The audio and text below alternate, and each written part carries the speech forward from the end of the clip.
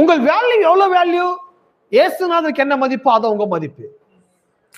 இந்த உலகத்தில் எல்லாவற்றுக்குமே take fix பண்ணிடலாம். சம் டாலர்ஸ் இவ்வளவு டாலர், இந்த பொருள் இவ்வளவு டாலர், இந்த பொருள் இவ்வளவு ரூபான்னு ஃபிக்ஸ் பண்ணலாம். பட் இந்த உலகத்தில் ஃபிக்ஸ் பண்ணப்பட முடியாத ஒரு ஒரு ஒரு திங் இருக்குமென்னு சொன்னால், ஒரு காரியம் இருக்குமென்னு சொன்னால், அது கிறிஸ்துவோட பிளட் தான் வேல்யூ ஃபிக்ஸ் பண்ண முடியாது. பிளட் எப்படிப்பட்ட வேல்யூனா, இந்த உலகத்தின் சொத்துக்களோட மதிப்பை கூட்டினா கூட இயேசுநாதருடைய பிளட்டோட வேல்யூவை உங்களால ஃபிக்ஸ் பண்ணவே முடியாது. பில் கேட்ஸ்க்கும் அதே பிளட் தான், சாதாரண ஒரு ஏழை மனிதனுக்கும் இயேசுநாதருடைய ஒரே பிளட் தான். அந்த பிளட் பில் கேட்ஸோட பாவங்களையும் சுத்திகரிக்கிறது, சாதாரண ஏழை மனித பாவத்தையும் சுத்திகரிக்கிறது. ஆகவே கிறிஸ்துவுடைய பிளட் மிகவும் வெளியேற பெற்றது.